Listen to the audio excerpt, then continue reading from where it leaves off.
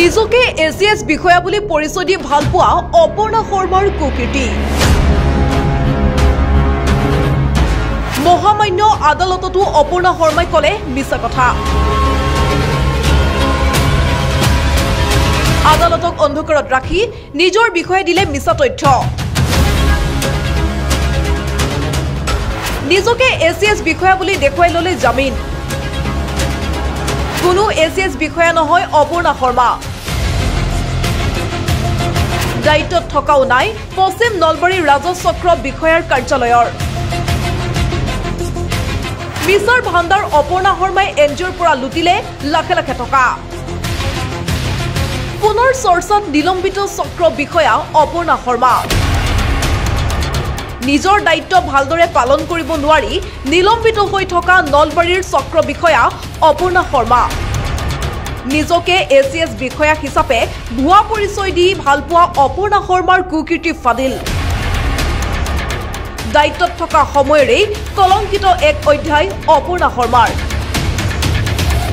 এতিয়া আহিছো ঘটনালৈ অভিযোগ অনুসৰি প্ৰকল্প চামুত শৈক্ষিক সমিতি নামৰ এনজিঅ'ৰ অধীনত 2015 চনৰে পৰাই চলাই থকা হৈছে এখন বিএড কলেজ কলেজখনৰ সাধাৰণ সভাত হোৱা এক অপ্ৰীতিকৰ পৰিস্থিতিৰ সুযোগ ললে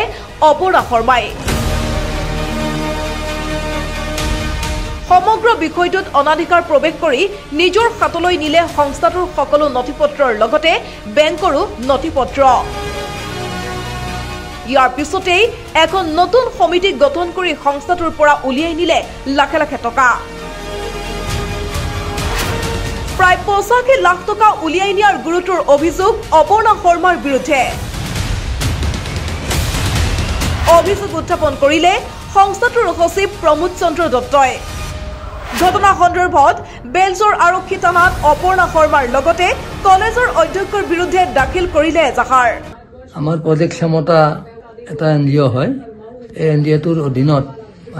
আমি এখন বিএড কলেজ 2015 চনৰ পৰা চলাই আছোঁ আৰু বিএড কলেজৰ খনৰ আমাৰ সাধাৰণ সভাত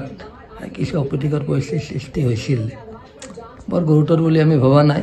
আৰু সেইটোকে অজুহাত লৈ সেই সময়ৰ আমাৰ নলবাৰী জিলাৰ অধীনস্থ পশ্চিম নলবাৰী ৰাজচক্ৰৰ চক্ৰ বিষয়া অপৰ্ণা শৰ্মাই অহৈতুক হস্তক্ষেপ কৰি অনাধিকাৰ চৰ্চা কৰি আমাৰ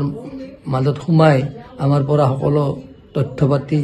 বেংক পাছবুক আদি হস্তগত কৰি লৈ যায় প্ৰতিবাদত আমি উচ্চ ন্যায়ালয়ৰ ওচৰত চাপো আৰু পৰৱৰ্তী সময়ত আমি গভৰ্ণিং বডি আমাৰ চক্ৰ বিষয়া অপৰ্ণা শৰ্মা আৰু আমাৰ প্ৰিন্সিপাল ভাগৱতীৰ বিৰুদ্ধে বেলচৰ থানাত এফআইআৰ দাখিল কৰোঁ এই সময়ত আমাৰ প্ৰজেক্ট ক্ষমতাৰ ফাণ্ডৰ পৰা প্ৰায় 60 লাখৰো অধিক টকা অন্য ফাণ্ডলৈ ট্ৰান্সফাৰ কৰি প্ৰয়োজনীয় কামত অৰ্থৰ ব্যৱহাৰ কৰা নাই দাখিল কৰা এজাহাৰৰ ভিত্তিত আৰক্ষীয়ে জামিনবিহীন গোচৰ পঞ্জীয়ন কৰে লগে লগে অগ্ৰিম জামিনৰ বাবে অপৰ্ণা শৰ্মাই কাকচাপে গুৱাহাটী উচ্চ ন্যায়ালয়ৰ সেই মৰ্মে আদালতে মঞ্জুৰ কৰিলে জামিন কিন্তু মহামান্য আদালতক অন্ধকাৰত ৰাখি ALRS বিষয়া অপৰ্ণা শৰ্মাই নিজকে দেখুৱালে এছিএছ বিষয়া হিচাপে দেখুৱালে পশ্চিম নলবাৰীৰ ৰাজচক্ৰৰ কাৰ্যালয়ত কাম কৰি থকা হিচাপে আচলতে অপৰ্ণা শৰ্মা এছিএছ বিষয়া নহয়েই পশ্চিম নলবাৰীৰ ৰাজচক্ৰৰ কাৰ্যালয়তো কাম কৰি থকা নাই অপৰ্ণা শৰ্মাই নিলম্বিত হৈ বহিহে আছে এগৰাকী অপৰ্ণা শৰ্মাই আদালতৰ ওচৰত সম্পূৰ্ণ ভুৱা তথ্য দাঙি ধৰি অপৰ্ণা শৰ্মাই নিজৰ জামিন মঞ্জুৰ কৰোৱাৰ দৰে এতিয়া গুৰুতৰ অভিযোগ উত্থাপন হৈছে চক্ৰ বিষয়া গৰাকীয়ে নলবাৰী আদালতৰ পৰা ইতিমধ্যে জামিন লৈছে এই জামিনত তেখেতে ভুল তথ্য দাখিল কৰি আদালতক বিপথে পৰিচালিত কৰিছে কিয়নো তেওঁ নিজকে এছিএছ বিষয়া বুলি তথ্য দাখিল কৰিছে যদিও তেওঁ আচলতে এছিএছ বিষয়া নহয় তেওঁ অসম চৰকাৰৰ ৰাজহ বিভাগৰ বিষয়াহে কিন্তু মহামান্য আদালতৰ ওচৰত নিজকে এছিএছ বিষয়া বুলি তথ্য দাখিল কৰি তেওঁ জামিন ইয়াৰ উপৰি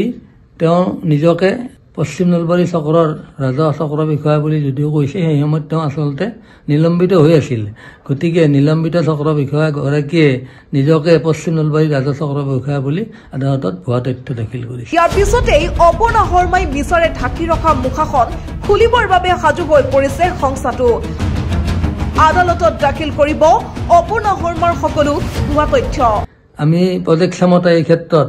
বিহিত ব্যৱস্থা লোৱাৰ কথা চিন্তা চৰ্চা কৰিছোঁ আৰু পৰৱৰ্তী সময়ত আদালতত এইসমূহ তথ্য দাখিল কৰি তেখেতৰ মিছলীয়াৰ পৰ্দাফাছ কৰিবলৈ আমি সাজু হৈ আছোঁ।